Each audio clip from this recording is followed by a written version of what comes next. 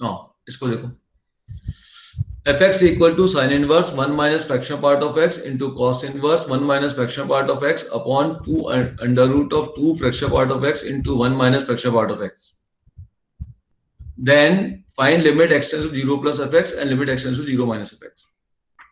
सबसे पहले देखो, ये फ्रैक्शनल पार्ट ऑफ एक्स और ग्रेटेस्ट इंटीरियर x के ऊपर 0 प्लस की बात कर रहा हूं, तो 0 प्लस पे अगर x 0 प्लस के ऊपर जाएगा तो ग्रेटेस्ट इंटीरियर क्या लिखोगे आप? x अगर 0 प्लस के ऊपर होगा तो ग्रेटेस्ट इंटीरियर क्या होगा? ग्रेटेस्ट इंटीरियर x एग्जैक्ट 0 हो जाएगा. अच्छा, तो फ्रैक्शनल पार्ट ऑफ x क्या होगा?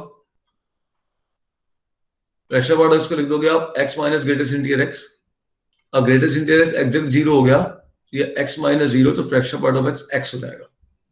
तो x टेंड्स टू 0 प्लस पे दोनों बातें ध्यान रखनी है कि ग्रेटेस्ट इंटीरियर 0 होगा एग्जैक्ट और fractional part of x x होगा. अगर x टेंड्स टू 0 माइनस होगा तब क्या होगा, ये और चेक कर लो. तो उस केस में ग्रेटेस्ट इंटीरियर x तो आप क्लियर देख रहे हो क्या होगा, -1 होगा. और ये और पिछले क्लास में भी ये बात आई थी. और फ्रैक्शनल पार्ट ऑफ x क्या होगा? फ्रैक्शनल पार्ट ऑफ x आप देखोगे तो x minus of greatest interior x, तो x माइनस ऑफ -1 तो हो जाएगा x प्लस 1. ठीक है. अच्छा, कभी मान लो कि इंफिनिटी की तरफ भाग गया x, तब क्या होगा? हो सकता है कहीं ऐसा हो 1 अपॉन में आ रहा हूं. तो अगर x कितना ही बड़ा हो जाए, ग्रेटेस्ट इंटीरियर x की value fractional part of x की ग्रेटेस्ट इंटीरियर x की वैल्यू क्या होगी? वो तो कोई भी इंटीरियर हो सकती है, कुछ नहीं कह सकता इसके बारे में. इसके बारे में तो कुछ भी नहीं कहा जा सकता क्या होगा. ठीक है ना, कुछ नहीं कहा जा सकता. यही बहुत बड़ा नंबर होगा, एक बहुत बड़ा इंटीजर होगा. मतलब कोई इंटीजर होगा, मैं कह सकता हूँ कि एक इंटीजर होगा where n belong to integer z. क्या होगा मुझे नहीं मालूम, बहुत बड़ा इंटीजर होगा. लेकिन फ्रैक्शनल पार्ट क्या होगा?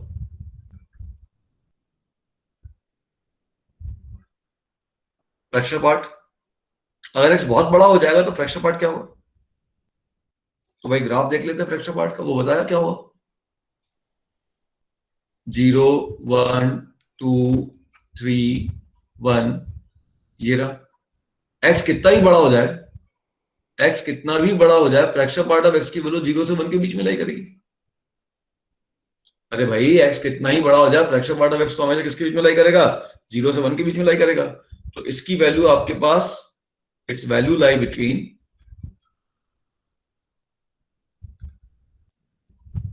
इसके बीच में लाई करेगी क्लोज इंटरवल 0 to 1. ठीक है. अब इन इनपुट के साथ अपन क्वेश्चन के ऊपर आते हैं. क्वेश्चन की एक लिमिट मैं निकालूंगा, एक आप निकालोगे. तो राइट हैंड लिमिट में निकाल रहा हूं, limit x tends to 0 plus. ठीक है, चलने दो, मैंने वैल्यू लिख दी है तो h को लाने की जरूरत नहीं है, बिना उसके भी काम हो जाएगा. साइन इनवर्स 1 माइनस 0 प्लस पे, 0 प्लस पे fractional part of x x है, तो जहां जहां फ्रैक्शनल पार्ट ऑफ x था वहां x लिख दो. Cos inverse 1 minus x upon under root of 2x और 1 माइनस x, ये आपका रिजल्ट है. अब आप देखिए कि sign inverse 1 minus x upon 1 minus x, ये 1 होगा क्या? अब यही ढूंढो कौन जीरो जीरो बनने में भागीदारी कर रहा है. जो 0 बनने में पार्टिसिपेट कर रहा है उसको अपन यहां पे क्या करेंगे, अंदर सॉल्व करेंगे, बाकी को बाहर निकाल देंगे. ढूंढो किसने 0 बनाया, ये ढूंढो कौन 0 बना रहा है.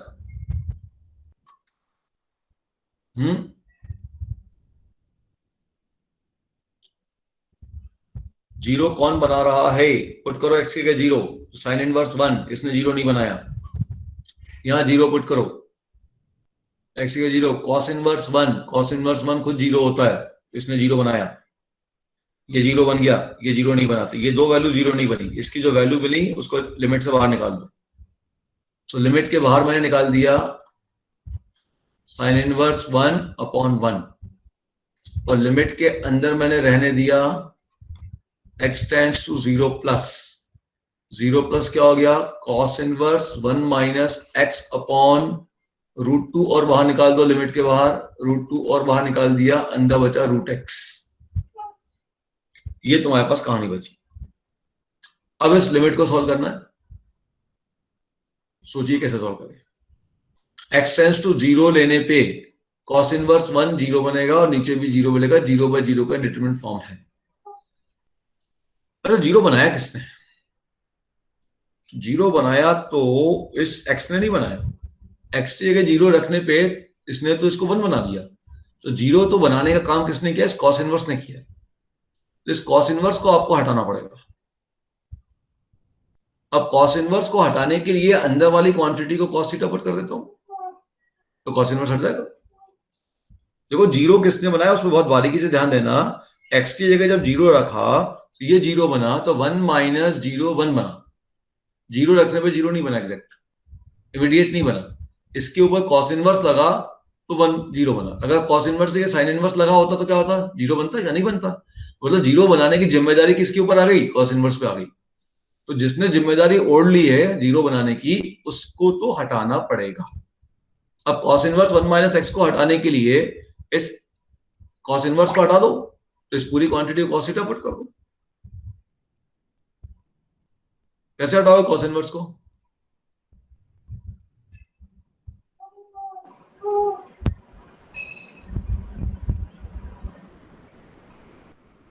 एक बच्चा बोल सकता है सर पाई/2 माइनस साइन इनवर्स लिख दूं, लेकिन उससे भी जीरो बन जाएगा वापस। Alex rule. तो अब यहाँ पे या तो आप एल हॉस्पिटल रूल लगा लीजिए, पहली बात, सबसे बढ़िया तरीका, बिना कोई दिमाग खर्च किए हुए, क्योंकि ऐसे क्वेश्चन तो आपके स्कूल में तो जीवन में नहीं आने वाले, है ना। अब एक क्वेश्चन कराया था ना, e⁻1/x वो आता है, उस टाइप के क्वेश्चन आते हैं। अब एल हॉस्पिटल रूल लगा डालो, काय को फालतू कितना दिमाग खराब करते हो। ऐसे ट्रिग्नोमेट्रिकल पुटिंग से भी बन जाएगा क्वेश्चन। आपको 1 माइनस एक्स को कॉस थीटा पुट करना पड़ेगा, इससे कॉस इनवर्स हट जाए, फिर सॉल्व कर लेना। चलो दे मारो L hospital rule. Cos inverse का differential -1 upon under root 1 minus x का whole square into 1 minus x square का डिफरेंशियल 0 - 1 अपॉन रूट का डिफरेंशियल 1/2 रूट एक्स, ये आ गया। अब देखिए क्या बन रहा है, sine inverse 1/√2 limit x tends to 0 plus. अब ये माइनस माइनस प्लस हो गया और ये 2 रूट एक्स ऊपर चला गया और नीचे आ गया under root of, bracket open करिए तो 1 से 1 कैंसिल और ये हो जाएगा 2x माइनस एक्स स्क्वायर। और देखिए यहां से अब रूट एक्स कॉमन लीजिए और रूट एक्स को काट दीजिए, खत्म हो गया क्वेश्चन। वो रूट एक्स कैंसिल करना है ऊपर नीचे। क्यों कैंसिल करना है? क्योंकि अगर आप अभी जीरो पुट करोगे, एक्स का जीरो पुट करोगे तो फिर 0/0 बन रहा है। अब न्यूमरेटर को जीरो किसने बनाया? न्यूमरेटर को जीरो इस रूट एक्स से बनाया, तो भाई इसको हटाना पड़ेगा। अगर हट जाए डायरेक्ट नॉर्मल कैलकुलेशन से, कैंसिलेशन से, तो बहुत अच्छी बात है, और नहीं हटेगा तो फिर हॉस्पिटल लगाएंगे। पहले हटाने की कोशिश तो करें, और हट रहा है आपको दिख ही रहा हो। तो नीचे से अगर मैं रूट एक्स कॉमन ले लूंगा तो हो जाएगा root X into under root of 2 minus X, ये रूट एक्स कैंसिल हो गया। अब आप जीरो पुट कर लीजिए तो 2 बन गया, तो आपके पास हो गया साइन इनवर्स 1/√2 और ये अंदर की लिमिट बन गई 2/√2, ठीक है ना। ये बन गई 2 अपॉन क्या? √2। अगर आप ट्रिग्नोमेट्रिकली सॉल्व करना चाहते हो तो 1 माइनस एक्स को आप कॉस थीटा पुट करके सॉल्व करने की कोशिश करिए,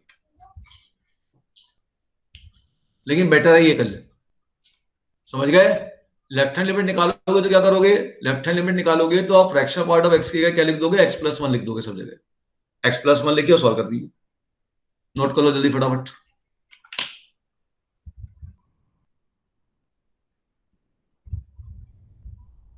थोड़ा पेशेंटली काम करना है, घबराना नहीं है, और कुछ नहीं है इन क्वेश्चनों में।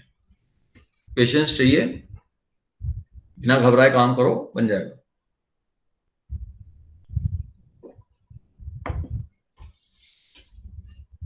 पिछला क्वेश्चन में ध्यान रखना, tan इनवर्स tan x का जो कैलकुलेशन किया वो ध्यान रखना, तो वो नॉर्मली अपन अवॉइड कर देते हैं। क्या हो गया सर? ये क्वेश्चन समय बहुत खा जाते हैं, तो 2 मिनट के अंदर कैसे करना है? तब वो 2 मिनट में नहीं आता है, 2 मिनट के होते ही नहीं है। इतने बड़े क्वेश्चन आते थोड़ी है नॉर्मली। वो तो आपके कॉन्सेप्ट को और रिफाइन करने के लिए बनाया दे दिए जाते हैं कि हाँ भाई और अच्छे कॉन्सेप्ट आपके हो जाए। भाई अगर पूछेगा भाई तो कोई एक पूछेगा राइट लिमिट या लेफ्ट लिमिट, कॉम्प्लिकेशन थोड़ा कम कर देगा और क्या करेगा। हर क्वेश्चन 2 मिनट में नहीं होता बेटा। हर क्वेश्चन 2 मिनट का आ गया और 2 मिनट में हर बच्चा सॉल्व कर लेगा, फिर तो मैथ्स का पेपर पूरा हर बच्चा सॉल्व करके आ जाएगा। मैथ्स का पेपर सॉल्व पूरा होता ही नहीं है। चलो मैं एक क्वेश्चन दे रहा हूं, घर पर बैठ के इत्मीनान से ट्राई करिएगा। हो सकता है शीट में मैंने दिया हो ये क्वेश्चन लिखिए आपके घर के लिए। बढ़िया क्वेश्चन है, मजा आएगा, बढ़िया से सॉल्व करना।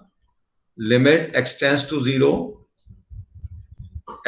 Zero sine x minus x square minus fractional part of x into fractional part of minus x upon x cos x minus x square minus fractional part of x into fractional part of minus x। ये question मैं आपको इसका answer दे देता हूं, है ना। इसमें एक और कहानी आ गई, fractional part of minus x. So you should know relation between fractional part of x and minus x. एक रिलेशन होता है, इसकी लेफ्ट हैंड लिमिट आ रही है 1 और इसकी राइट हैंड लिमिट आ रही है 1/3। चेक कर लीजिएगा।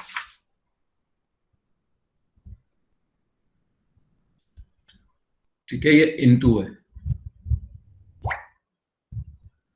फ्रैक्शनल पार्ट ऑफ एक्स का तो रेट बता दिया मैंने, लेफ्ट राइट दोनों को। Fractional part of minus x को change into fractional part of x by formula, तो फिर सॉल्व कर लीजिएगा। ठीक है, क्लियर। चलो फटाफट बढ़ते हैं आगे। नोट डाउन कर लिया? चलिए आ जाओ, ये आ जाइए, लिखो। अब ये कुछ स्पेशल टाइप की कहानियां हैं और इंपॉर्टेंट हैं। ये आपके कंपटीशन में यहाँ की कुछ चीजें बड़ी इंपॉर्टेंट है। जैसे limit of a function having built in limit with them, मतलब फंक्शन के अंदर ही लिमिट होगा। एक आध क्वेश्चन अपन ने बहुत पहले लिया था, यहां पे ये फॉर्मूले हमारे काम आएंगे। Limit n tends to infinity a की पावर n, आप जानती हो n tends to infinity a की पावर n। अगर a आपका बेस आपका 0 से 1 के बीच में जाएगा,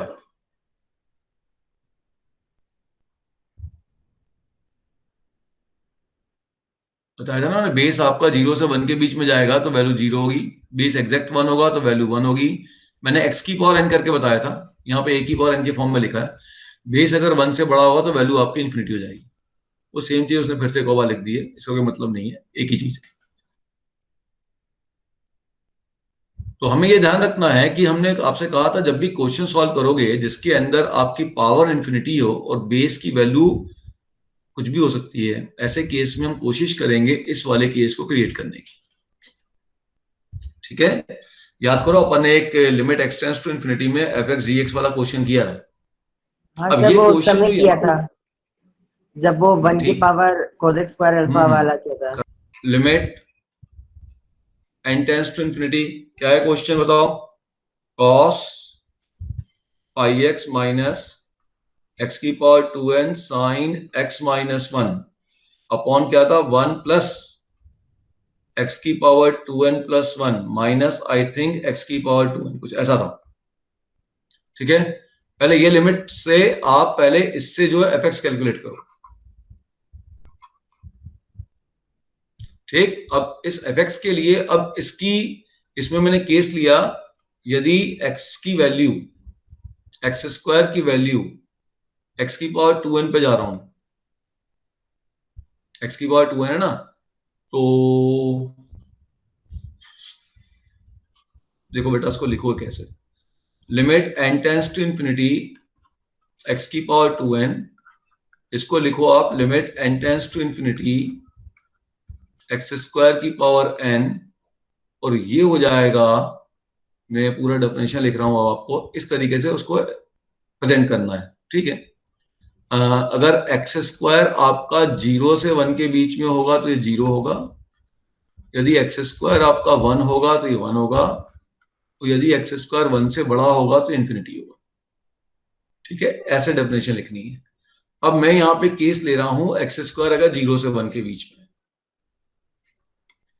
क्योंकि एक्स स्क्वायर 1 से बड़ा ऊपर ले चुका हूं,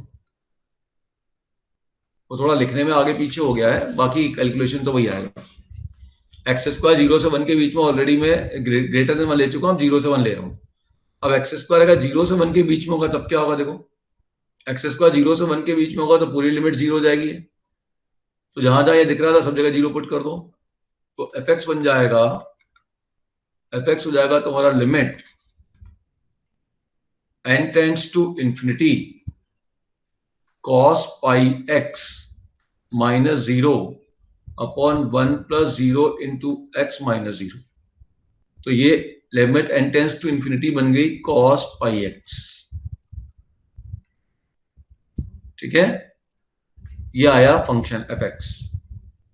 ठीक, क्लियर। अगला केस बना लो, if x square equal to 1 तब क्या होगा, उस केस में 1 हो जाएगा, सब जगह 1 पुट कर दो, हो जाएगा cos pi x minus sine x minus 1 upon 1 plus 1 minus 1 into X भी है, ये बन जाएगा cos pi x minus sine x minus 1 upon x। ठीक है, तो अब आपसे कोई बोले कि साहब एफ एक्स लिखना है, तो एफ एक्स की 3 केस बनेंगे। पहला केस बनेगा अगर 0 से 1 के बीच में होगा तो cos पाई x, अगर एक्स स्क्वायर 1 होगा तो ये डेफिनेशन, और अगर एक्स स्क्वायर 1 से बड़ा होगा तो डेफिनेशन आपकी यहां बन जाएगी, ये बनेगी, एक्स वाला बच जाएगा, इन्फिनिटी वाला हट जाएगा, minus sine x minus 1 upon x minus 1। अब इस डेफिनेशन के ऊपर तुमको अप्लाई करना है लिमिट एक्स टेंड्स टू 1, इसके ऊपर अप्लाई करना है लिमिट एक्स टेंड्स टू 1, तो इस पे limit x tends to 1 apply कर दीजिए। जैसे अभी उस पर अप्लाई कर ही दिया अपन ने, इसमें तो अप्लाई करके माइनस में निकाल ही लिया, इसमें और अप्लाई कर दो एक्स टेंड्स टू 1, तो 1 पुट कर दो इस पे लिमिट। ठीक है ना, इस पे लिमिट लगा लो, यही लिख दे रहा हूं मैं, limit x tends to 1 cos pi x कितना होगा बताओ, x की वैल्यू 1 पुट कर दो, x की वैल्यू जैसे ही 1 पुट करो cos पाई मिलेगा, cos पाई, और cos पाई की वैल्यू तुम सभी जानते हो -1 होती है। ठीक है, इस पे वैल्यू निकालो लिमिट की, ये तो वैल्यू फंक्शन बनेगा, जरूरत ही नहीं है, लिमिट आ गई आपकी, लेफ्ट और राइट दोनों लिमिट निकाल ली आपने, तो एक लेफ्ट भी मिल रही है -1, राइट भी मिल रही है -1, मतलब इसकी लिमिट एग्जिस्ट कर जाएगी, लिमिट हो जाएगी -1। पूछने अपन ने जब एक्स स्क्वायर 1 लिया तो एक्स, अपन ने एक्स स्क्वायर की जगह तो 1 पुट कर दिया, लेकिन एक्स +1 और -1 हो सकता था, तो अपन ने उधर 2 केसेस क्यों नहीं बनाए, साइन एक्स माइनस 1 एक्स डालने के लिए। हमने लिमिट किस पे पूछी है, 1 पे पूछी है, तो 1 पे ही काम करेंगे ना, काय को -1 पे जाएंगे। इसमें 2 फॉर्मूले होते हैं, अभी अपने को सेकंड फॉर्मूले का उपयोग करना है।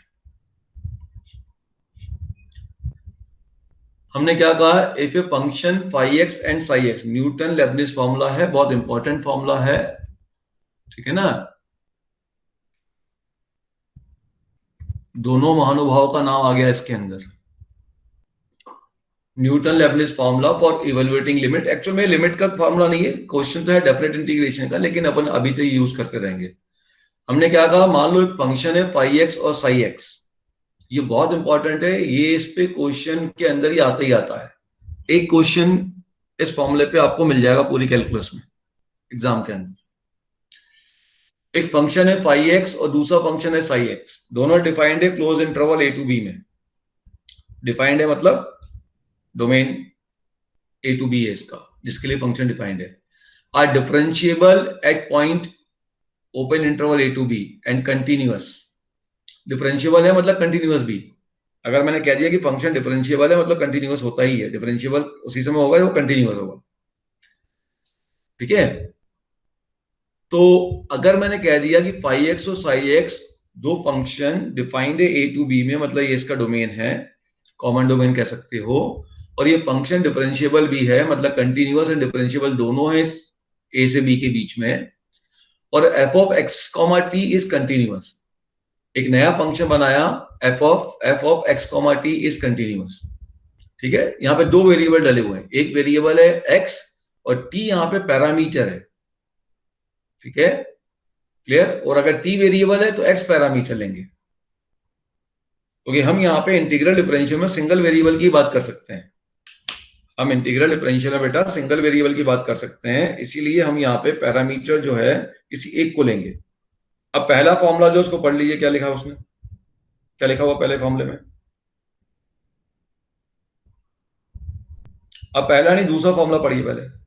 सो मैं कह रहा हूं जो इंटीग्रेशन पे जो फंक्शन लगा है फाई एक्स और साई एक्स, ये फंक्शन कंटिन्यूअस और डिफरेंशिएबल होना चाहिए। एफ ऑफ टी ये भी कंटिन्यूअस होना चाहिए। ठीक है, क्लियर। तो अब मैं इसको इंटीग्रेट कर रहा हूं with respect to T, integral F of T D T. इसका मतलब मैं इसका इंटीग्रल करूंगा विद रिस्पेक्ट टू टी, और जो लिमिट होती है ना बेटा, ये लिमिट इस वेरिएबल टी की वैल्यूज होती है। जो भी यहाँ वेरिएबल होता है उसकी ये वैल्यू है। टी की वैल्यू फाई एक्स है और टी की वैल्यू साई एक्स है। तो जब इंटीग्रल के बाद जो टी बचेगा उस टी की जगह मैं पहले साई एक्स पुट कर दूंगा, फिर फाई एक्स पुट कर दूंगा। तो अल्टीमेटली जब मैं इसको इंटीग्रेट करके लिमिट पुट करूंगा तो पूरा जो ब्रैकेट है ये ब्रैकेट फंक्शन ऑफ एक्स बनेगा। हाँ या ना? नहीं फंक्शन सर, ऑफ एक्स नहीं बन आया। जाएगा ये। बोलो नहीं बेटा, ये फंक्शन ऑफ एक्स बनेगा। भाई इंटीग्रेट करोगे, इंटीग्रेट करने के बाद टी की जगह पुट करते हो ना अपर लिमिट लोअर लिमिट। इस जो फंक्शन ऑफ एक्स बना उसका अब मैं डिफरेंशियल पूछ रहा हूं। ठीक, तो अब बच्चों के दिमाग में कंफ्यूजन नहीं होना चाहिए कि सर यहाँ तो टी है और यहाँ differential with respect to X क्यों। नहीं नहीं नहीं, टी की जगह आप ये पुट कर रहे हैं, ये लिमिट टी की वैल्यू से। सो इसको हम ऐसा कहते हैं F of T D T दिया हुआ है, अंदर वेरिएबल क्या उसको मैं ध्यान नहीं देता। हो सकता है किसी क्वेश्चन में मैंने यहाँ एक्स और यहाँ डीएक्स ही लिखा हो और यहाँ भी एक्स लिखा हो, उससे कोई अंतर नहीं पड़ता। मैं तो बस इतना कहूंगा कि अगर डेफिनेट इंटीग्रेशन का क्वेश्चन है और जो लिमिट में अपने पास वेरिएबल है एक्स या पैरामीटर है एक्स, यहाँ वेरिएबल है टी, क्योंकि आप integral with respect to T कर रहे हो तो ये पैरामीटर है। तो लिमिट में जो पैरामीटर है उस पैरामीटर के रिस्पेक्ट में यदि हमको डिफरेंशियल करना है, ठीक है, लिमिट में अगर पैरामीटर है उस पैरामीटर के रिस्पेक्ट में अगर डिफरेंशियल करना है तो हम लेबनिज फॉर्मूला अप्लाई करेंगे। समझ गए? क्लियर? भाई इंटीग्रेशन के लिए फंक्शन को कंटिन्यूअस होना चाहिए और ये फंक्शन भी कंटिन्यू डिफरेंशिएबल होने चाहिए। इतना कह रहा है बस वो, इसको भी कंटिन्यूअस होना है, इसको भी डिफरेंशिएबल होना है, बस। तो अगर ऐसा होगा, ठीक है ना, इसके अंदर जो पैरामीटर है, अगर ऐसा होगा कि अगर हमको जो लिमिट में पैरामीटर है उसके रिस्पेक्ट में डिफरेंशियल करना है तो आप क्या करेंगे, इस x को रिप्लेस, t को रिप्लेस करेंगे अपर लिमिट से, तो f ऑफ साई t हो जाएगा into D by D X of this upper limit. इसीलिए मैंने कहा कि इसको डिफरेंशियल होना चाहिए। माइनस इस t को रिप्लेस करेंगे आप लोअर लिमिट से, t को रिप्लेस करेंगे लोअर लिमिट फाई एक्स से, तो f ऑफ फाई एक्स होगा into D by D X of this lower limit. This is the formula. Clear है? प्रूफ नहीं ले रहा मैं, प्रूफ डेफिनेट के समय ले लेंगे। तो प्रोसेस क्या है, t को रिप्लेस करेंगे आप अपर लिमिट से into D by D X of upper limit, minus t को रिप्लेस करेंगे आप लोअर लिमिट से into D by D X of lower limit. ठीक है, ये आपके पास जाके इसका जो है सीधा सीधा आंसर बनेगा। क्लियर? बस इसी को ध्यान रखना है, इसके ऊपर भी मत जाइए। ऐसा है ये बिल्कुल सिंपल। इसमें हमारे पास टी के साथ हमने एक और वेरिएबल कौन सा डाल दिया, एक्स डाल दिया, और यहाँ वेरिएबल कौन है, टी है, क्योंकि dt के रिस्पेक्ट में इंटीग्रेट हो रहा है और एक्स पैरामीटर है, तो वेरिएबल के साथ एक और पैरामीटर आ गया। और जो लिमिट में यहाँ पे पैरामीटर या वेरिएबल है उसी के रिस्पेक्ट में डिफरेंशियल करना है।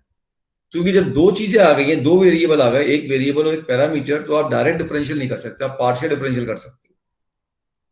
तो हम क्या करेंगे, इस डी बाई डी एक्स को अंदर ले आएंगे, इसे लिख देंगे del by del X, psi X है, लिमिट के अंदर ले आएंगे और पार्शियल डिफरेंशियल करेंगे with respect to X. Del by del X F of X T D T, इसका मतलब क्या, आप इसका differential with respect to X करेंगे, टी को कांस्टेंट ले लेंगे, प्लस ये पूरा का पूरा जो यहां पे डिफरेंशियल था ये लिख लीजिए। टी को रिप्लेस करो, टी को रिप्लेस करो अपर लिमिट से इस टी को रिप्लेस करो अपर लिमिट से फंक्शन के अंदर, into D by D X of upper limit, minus T को रिप्लेस करो लोअर लिमिट से, into D by D X of lower limit. ठीक है, ये आपके पास आ गया। तो अगर क्वेश्चन में इंटीग्रेशन के अंदर जो लिमिट दी गई है उसके रिस्पेक्ट में डिफरेंशियल करना है, ठीक है, उसके रिस्पेक्ट में अगर डिफरेंशियल करना है तो अपन को लेबनिज फॉर्मूला लगाना है। डाउट? चलिए अब क्वेश्चन पे आते हैं। जैसे मान लीजिए क्वेश्चन मैंने दिया कि लिमिट एक्सटेंड्स टू इंफिनिटी, एक सिंपल क्वेश्चन ले लूं पहले समझाने के लिए। सपोज कर लो मुझे इंटीग्रल दे दिया गया है, ऐसा समझ लो पहले इसको। सपोज कर लो मुझको इंटीग्रल दिया गया है रूट एक्स टू 1/x, और अंदर मुझे लिखा गया है e की पावर x या e की पावर t dt, और बाहर लिख दिया मैंने डी बाई डी एक्स, ऐसा है। ठीक, अगर ऐसा है तो आप क्या करोगे? सबसे पहले ध्यान रखो जो वेरिएबल है उसके रिस्पेक्ट में डिफरेंशियल कर रहे हो। अरे यहां सुनो यार, तुम समझो तो फालतू की चीज लिखते रहते हो तुम, पहले समझो इसको। तो आप यहां पे ध्यान दो, e की पावर t dt है, तो आप t को रिप्लेस कर दो अपर लिमिट से e to the power 1/x into D by D X of upper limit, minus t को रिप्लेस कर दो लोअर लिमिट से e की power root x into D by D X of lower limit. खत्म बात। ये इसका पूरा रिजल्ट है। तो e की power 1/x minus 1/x square minus e की पावर रूट x, और ये हो गया 1/2 रूट x। ये इसका इस इंटीग्रल का डिफरेंशियल का आउटपुट आ गया। और नमन महानुभाव पूछ रहे हैं डिफरेंशियल इंटीग्रल कट क्यों नहीं गया? अरे भैया डिफरेंशियल इंटीग्रल, इनडेफिनेट इंटीग्रल और डिफरेंशियल कटता है, डेफिनेट और डिफरेंशियल नहीं कटता है। D by D X of integral F x होगा तो ये एफ एक्स बनेगा।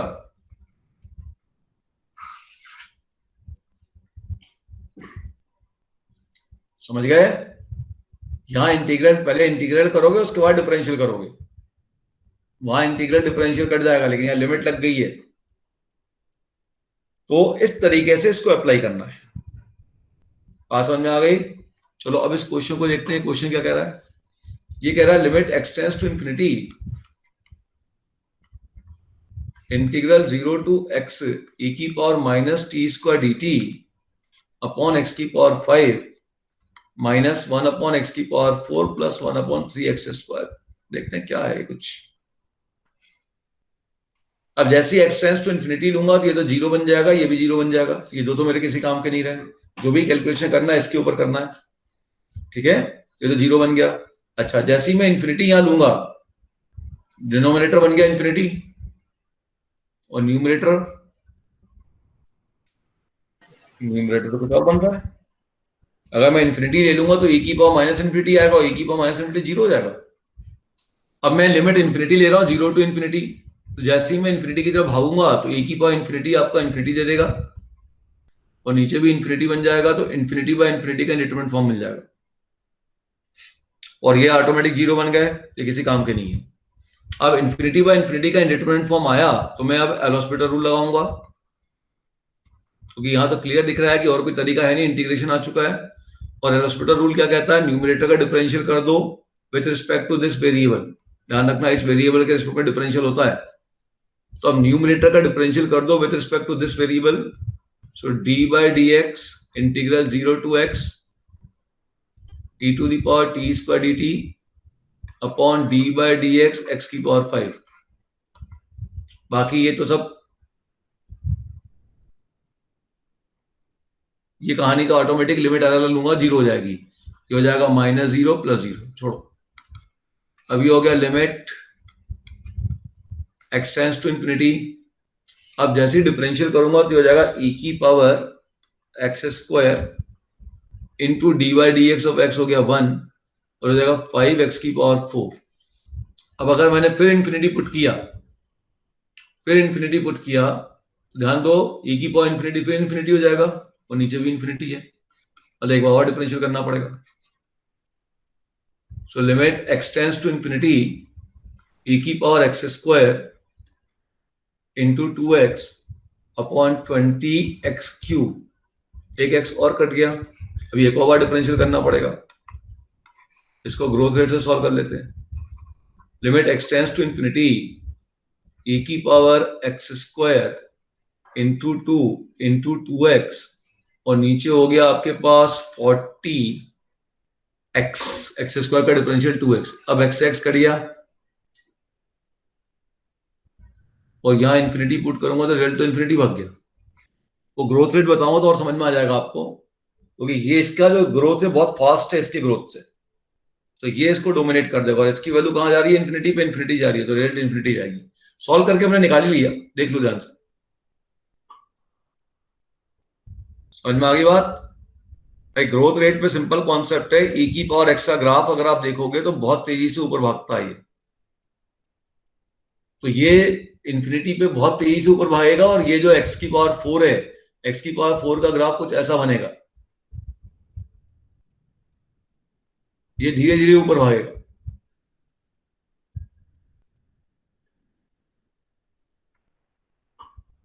तो ये बहुत तेजी से ऊपर भागेगा तो ये डोमिनेट कर जाएगा, तो ये आपको वैल्यू बना देगा इन्फिनिटी। अच्छा, ग्रोथ रेट पे एक क्वेश्चन और बता दूं तो मेरा ग्रोथ रेट खत्म ही हो जाएगा। मान लीजिए मैंने कह दिया लिमिट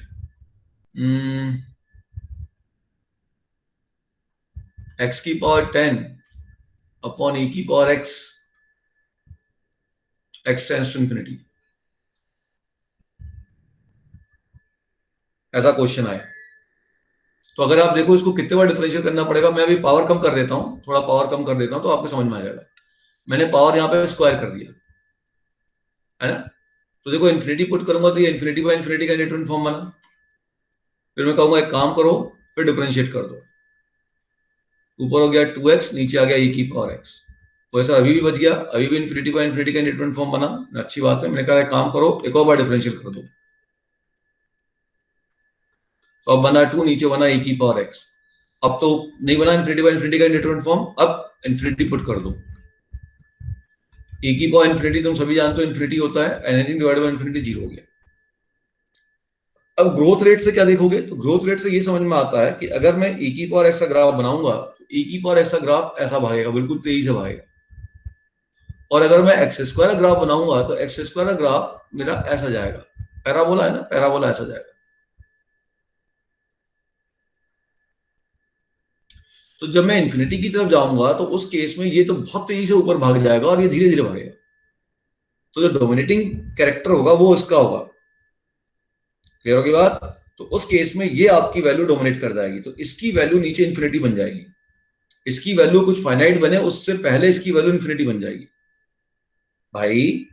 अब इसकी वैल्यू, इसका मतलब ये हुआ limit x tends to infinity, इसकी वैल्यू कुछ नंबर की तरफ बढ़ेगी, उससे पहले इसकी वैल्यू उससे ज्यादा बढ़ जाएगी, ठीक है। मतलब इसकी वैल्यू मान लो कि इसकी वैल्यू अगर 10,000 बढ़ रही है तो इसकी वैल्यू जो है करोड़ अरबों में बढ़ जाएगी, तो जैसे डिवाइड करूंगा ऑटोमेटिक रिजल्ट जो है 0 की तरफ अप्रोच कर जाएगा। This is the meaning of growth rate, और कुछ नहीं। पूरी कहानी ग्रोथ रेट का इतने से पे है, ठीक है।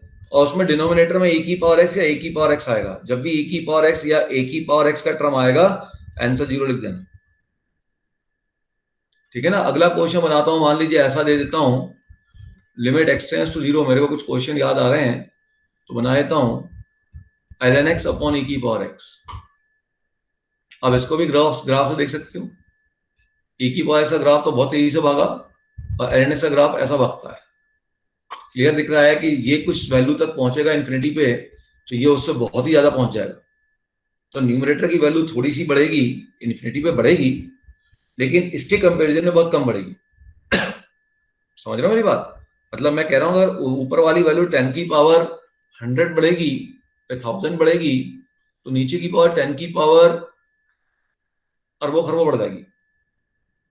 तो अगर मैं इसको इससे डिवाइड करूंगा तो ऑटोमेटिक ये पूरा का पूरा रिजल्ट कहां अप्रोच करेगा, 0 पे अप्रोच करेगा। Is that clear? Meaning of growth rate? Growth rate समझ में आ गया सभी को? सिंपल कहानी है, उसमें कोई बहुत बड़ा वो नहीं है। और पता नहीं टीचर्स लोग उसको पता नहीं कि बनाते, अरे बाप रे बहुत बड़ी चीज होगी, कुछ नहीं है सर। चलिए अब इस क्वेश्चन को लगाइए जल्दी।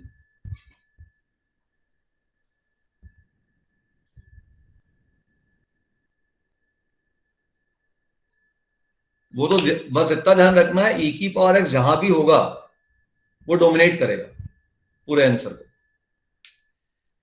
नीचे होगा, नीचे को इन्फिनिटी बनाएगा तो आंसर को जीरो बना देगा, ऊपर होगा तो ऊपर को इन्फिनिटी बनाएगा तो आंसर को इन्फिनिटी बना देगा। इतनी सी काम करेगा। चलिए, limit x tends to 0 x minus 0 to x cos t square dt upon x cube minus 6x। Check करो पहले इंडिटरमिनेट फॉर्म है क्या, और अगर इंडिटरमिनेट फॉर्म है तो let us put 0। Limit 0 to 0 0 हो गई, लिमिट लोअर लिमिट भी 0 अपर लिमिट भी 0, क्योंकि x टेंड्स टू 0 है तो पूरा इंटीग्रल की वैल्यू 0, तो 0 माइनस 0 अपॉन 0, तो 0/0 का फॉर्मेट बन गया। जैसे 0/0 का फॉर्मेट बना और इंटीग्रल दिख रहा है तो एल हॉस्पिटल रूल लगा लो।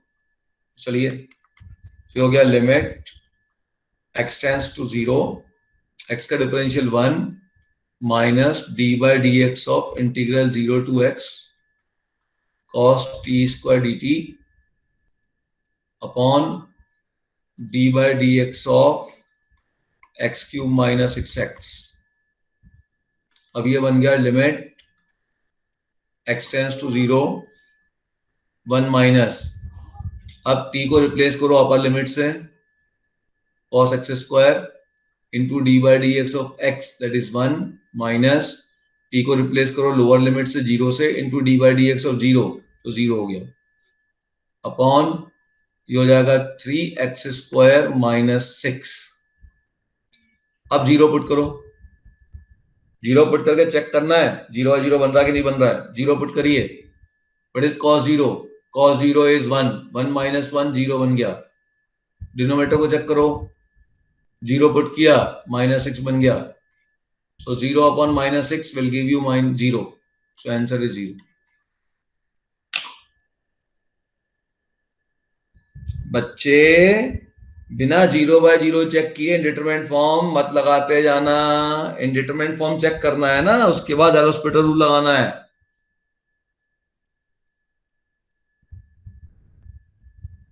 बच्चे चेक नहीं करते, बोले हाँ आया फिर मारा, बोलो कुछ ना कुछ तो आना चाहिए। नहीं नहीं नहीं, 0/0 चेक करना हर स्टेप में, ठीक है। अब यहां पे 0/0 तो आया ही नहीं, ठीक, क्लियर होगी बात? अच्छा, अब मान लो ये 6x नहीं होता, अब मान लो ये नहीं होता, क्वेश्चन ऐसा होता, limit x tends to 0 x minus 0 to x। अब मैं कह रहा हूं मान लो ऐसा क्वेश्चन होता, t square dt upon x cube. अब क्या करते हैं सर अगर अपन को कभी ऐसे में ये सॉल्व करना ही पड़ जाए इंटीग्रल, तो इसमें तो अलजेब्रिक लीनियर नहीं है, तो फिर इसको कैसे इंटीग्रेट करेंगे? या जो चीज नहीं करेंगे वो नहीं करेंगे, क्या है परेशान होते? परेशान मत हो माय डियर।